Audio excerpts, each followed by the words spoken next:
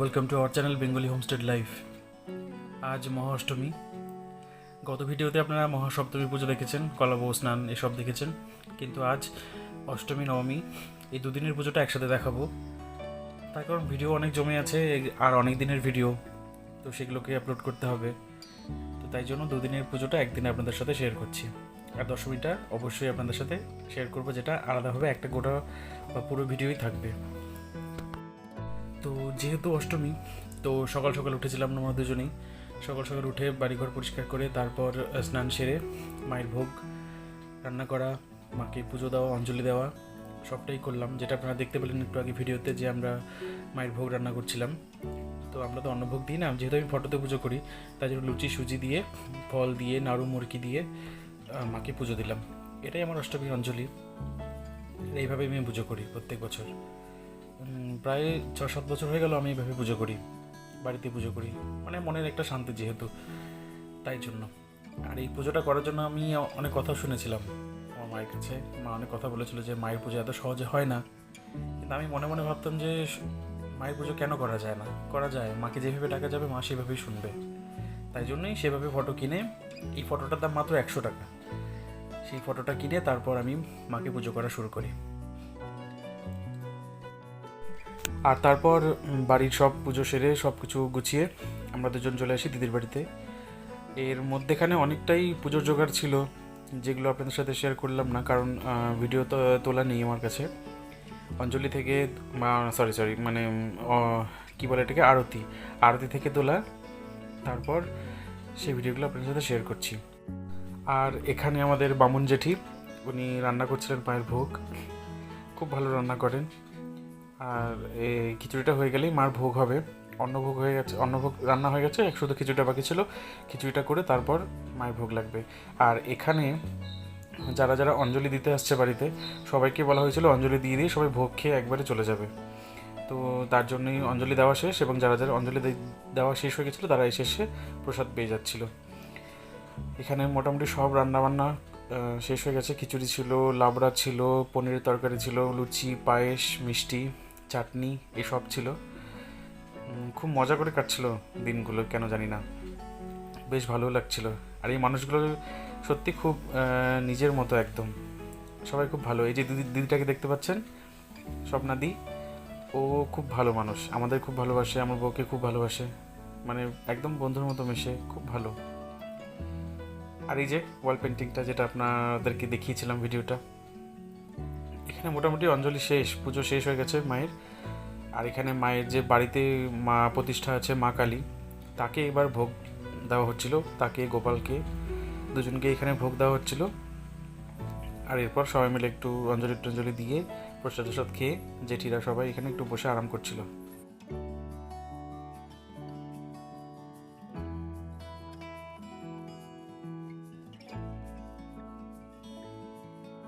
আর এর কিছুক্ষণ পরে শুরু হয়ে যায় সন্ধি পুজো।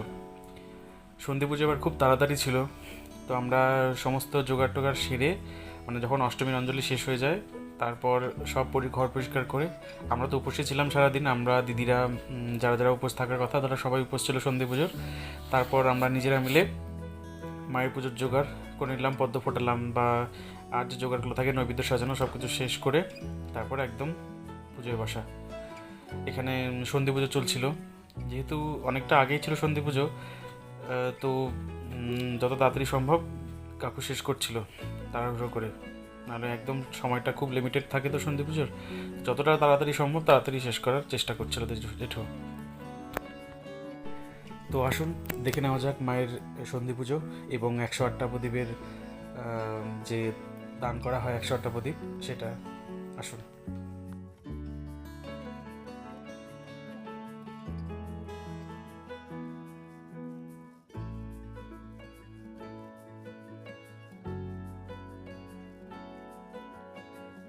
আর এখানে সবাই মিলে মায়ের 108টা প্রদীপ সেটা জ্বালাচ্ছিল একে একে, বাড়ির যত লোক আছে বা যারা ছিল ওখানে উপস্থিত সবাই একটা একটা করে প্রদীপ জ্বালাচ্ছিল, কারণ এটা নাকি সবাইকে জ্বালাতে হয়। এটা জ্বালানো ভালো, কেন জানি না, তো এভাবেই হয়ে থাকে দিদির বাড়িতে পুজোটা, সবাই জ্বালায়, বেশ ভালোও লাগে, মজা লাগে। আর সত্যি কথা বলতে এই জন্য এক অন্য পাওয়া, অন্য ভালো লাগা। আর এই সবটাই শুধুমাত্র দিদিদের জন্যই সম্ভব হয়েছে।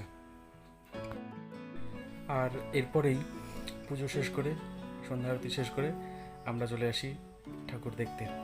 মানে শরীর তো চলছিল না, তবুও ভাবলাম বছরে তো একবারই দেখা যেতেই পারে, একটু নয় পরে রেস্ট নিয়ে নেবো, কোনো অসুবিধা নেই, কিন্তু মাকে তো দেখতেই হবে, তাই না? তো তারপর শুরু করি ঠাকুর দেখা। এটা আমাদের রায়গঞ্জের ঐক্য সম্মেলনের প্রতিমা এবং প্যান্ডেল সজ্জা। কিছু বাঁশের বাঁশি এবং নানান রকম মাটির ভাঁড় এসব দিয়ে প্যান্ডেলটাকে তৈরি করা হয়। থিম কী ছিল অতটাও ঠিক জানি না, বলতেও পারছি না, যাই হোক, কিন্তু ভালো লাগছিল বেশ দেখতে। আর এটা রায়গঞ্জ প্রতিবাদ ক্লাব, বাস স্ট্যান্ডের অপোজিটে। প্রতিবাদ ক্লাবে বেশ জায়গা নেই, কিন্তু ছোটোখাটোর মধ্যে বেশ ভালোই করে, ভালো লাগে। মাকে দেখুন কি সুন্দর দেখতে না? এখানে মায়ের পুজো হয়েছিল, আর এটা শুধুমাত্র সাজানোর জন্য। আর এরপরেই যে আমরা আসি, এটা রায়গঞ্জ বন্দর দুর্গাবাড়ি। এই দুর্গাবাড়িতে আপনারা বিশ্বাস করবেন না, দেখুন ডালাগুলো একবার, কত ডালা পারে, মায়ের পেছন দিয়ে পর্যন্ত ডালা আছে এবং এই সাইডেও ডালা আছে। আর এই যে কাপড়, আলতা সিঁদুর এত পরে মায়ের এখানে। দুর্গা আদিবাড়ি এটাকে বলা হয় বন্দরের। এই মায়ের বিসর্জন দশমীর দিন হয়তো হয় না, কারণ লক্ষ্মী পুজো হয়, তারপরে মায়ের বিসর্জন একেবারে হয়। আর এরপর আমরা আসি মিলন সূর্য ক্লাবে রায়গঞ্জের। এখানকার প্রতিমাটা দাদার তৈরি, মানে আমার কিছু কাজ এখানে আছে, কিছু হাতের কাজ এখানে করেছি আমি। এটা সম্পূর্ণভাবে দাদা তৈরি করেছে, মানে বলতে পারেন আমাদের সবার তৈরি আর কি, দাদা যেটা তৈরি করেছিল আর কি, মানে আমাদের প্রতিমা রাজকুমার পাল রায়গঞ্জের, তিনি তৈরি করেছেন। এখানে কিছু বোঝাতে চেয়েছিল যে থিমটাতে, যেটাতে ঠাকুর তৈরি হচ্ছে, খড় বাঁধা হচ্ছে, ঠাকুরের মাটি চলছে, তারপর ঠাকুরের চোখ আঁকানো হচ্ছে, তারপর কুমারী পুজো হচ্ছে, এইসব নিয়ে প্যান্ডেলটাকে তৈরি করা হয়। কেমন লাগছে জানাবেন অবশ্যই। আর এরপর তার পাশেই উদয়ন ক্লাবে করেছিল একদম বাঁশ ঝাড় দিয়ে, এটা রিয়েল বাঁশ ছিল একদম পুরোপুরি, আর উপরে মাটির ভাঁড় দিয়ে ছাদটা করা হয়। খুব সুন্দর, বেশ ইউনিক ডিজাইন ছিল। কিন্তু সবটাই কি বলুন তো, আমাদের রায়গঞ্জে তো তেমন একটা মানে বাজেটওয়ালা পুজোগুলো হয় না, বাজেটওয়ালা পুজো যেগুলো থাকে সেগুলো একটু বেশি বড় থাকে, আর এটা একটু এগুলো নর্মাল একদম, মানে পুজো করে সবাই, যতটা চাঁদা ওঠে তার উপরেই পুজো হয়, বা সরকার থেকে যে অনুদানটা পাওয়া যায় সেটার উপরই বেস করে পুজোগুলো হয়। এই প্যান্ডেলের এই যে প্রতিমা, আর এই প্যান্ডেলে এসে আমি ঠাকুর খুঁজেই পাচ্ছিলাম না, সত্যি কথা যেটা বলতে, কারণ আমি বুঝতেই পারছিলাম না। প্রথমেই সবাই এসে কিছু ঝর্ণা দেখছে, আমি না ওপরের দিকে তাকাইনি, কারণ এই ঠাকুরটা হাইটটা অনেক উপরে ছিল। আমি নিচে খুঁজে বেড়াচ্ছি ঠাকুর কোথায়, এদিকে একটা প্যান্ডেল ছিল, তাই ভাবলাম বোধহয় ভেতরেই হয়তো ঠাকুর আছে। এই যে এই প্যান্ডেলটা, এই প্যান্ডেলের ভেতরে হয়তো ঠাকুর আছে ভাবছিলাম, ঠাকুর ছিল, এখানে পুজো হয়েছিল। কিন্তু পরে আমাকে আমার একজন বলে যে পাশে দেখ, ওপরে তাকা, সেখানে দেখ ঠাকুর দেখতে পাবি। তো আমি ওপরে তাকাই, তারপর দেখছি যে অনেক উপরে সেখানে ঠাকুর রাখা। তো সেখান থেকে বেরিয়ে তারপর আমরা আসি দেউশ্রী পামাগারে, রায়গঞ্জ দেউশ্রী পামাগার পুজো। এটা খুব সুন্দর ঠাকুর হয়েছিল, খুব সুন্দর সাজসজ্জা, বেশ ভালো লাগছিল। এখানে প্যান্ডেল কিছুই করেনি, শুধুমাত্র কিছুটা একটা নর্মাল একটা ছোটোখাটো প্যান্ডেল, এবং ঠাকুর সজ্জাটা খুব ভালো হয়েছিল। আর তারপর ওখান থেকে বেরিয়ে আমরা আসি রায়গঞ্জ বিধাননগর স্পোর্টিং ক্লাবে। এখানে খড় দিয়ে আরও কিছু পাতা দিয়ে তৈরি করা হয় প্যান্ডেলটা, এবং মায়ের তিনচালায় মূর্তি, যেটা আমার খুব ফেভারিট মূর্তি। এই যে এই তিনচালার মূর্তিটা যেটা দেখতে পাচ্ছেন না, এটা বেশ ভালো লাগে আমার, আর কাজটাও বেশ সুন্দর, আর প্যান্ডেলের কাজগুলো বেশ ভালো করেছিল ওরা। রায়গঞ্জের প্যান্ডেলগুলো খুব ছোট ছোট হয়, কিন্তু খুব সুন্দর হয়, বেশ ভালো লাগে দেখতে। বেশ অনেক কটাই পুজো হয় আমাদের এখানে, আশা করছি আপনাদের ভালো লাগছে। আর এরপরেই যেমনটা আপনাদের বললাম, নবমীর পুজোটাও আপনাদের সাথে শেয়ার করব। তো এই দিনও তাড়াতাড়ি সকালবেলা ঘুম থেকে উঠে তারপর বাড়ির কাজ সেরে আবারও মায়ের পুজোর জোগাড়, এখানে পুজো সেরে আর আমরা তারপরে বেরিয়ে পড়ি দিদির বাড়ির দিকে। তো সেখানে গিয়েও নানা রকম কাজটা ছেড়ে তারপর শুরু হয় মায়ের আরতি। আর নবমীর আরতি মানেই বোঝা যায় যে মা এবার কৈলাসে ফিরবে। তো এই একটা মনে দুঃখ বা কষ্ট রেখেই মাকে বিদায় জানাতে হয়। কিন্তু আমরা আশা করি পরের বছর মা আবার আসবে, এই আশাতেই মাকে আমরা মনে প্রাণে তার শ্বশুরবাড়ি পাঠাই। এটাই আমাদের রীতি, আমাদের নিয়ম, যেটা চলে আসছে বহু বছর ধরে। খুব ভালো লাগে। আর ভালো লাগে বিশেষ করে যেহেতু দিদির বাড়িতে পুজো হয়, নিজের মতো করে পাই মাকে। আর মার কাছে এটাই প্রার্থনা যেন এই পাওয়াটা আমাদের সারা জীবন থাকে। সবাই ভালো থাকুক, সবাই সুস্থ থাকুক, এটাই কামনা। আর এরপরেই শুরু হয়ে যায় যজ্ঞ।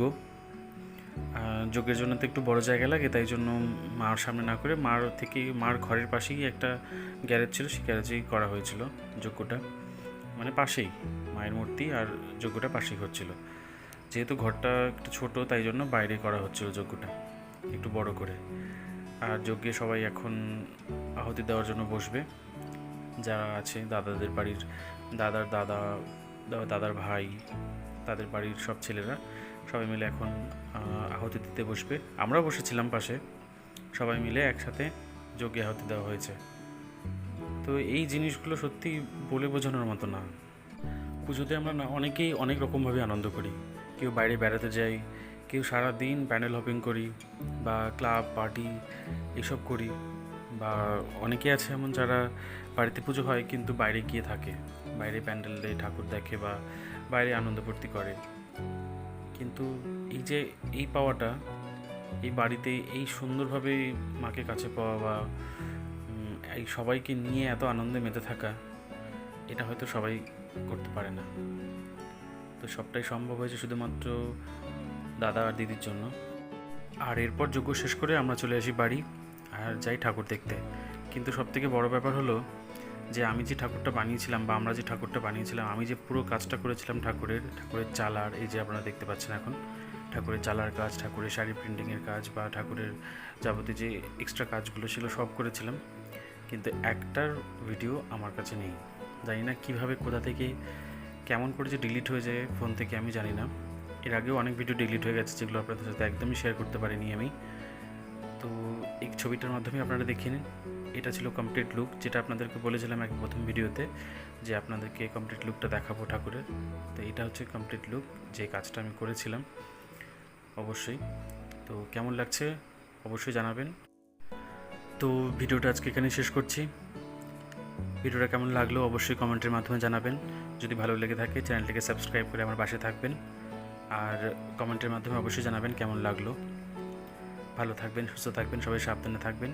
দেখা হচ্ছে পরে একটি ভ্লগে। ধন্যবাদ।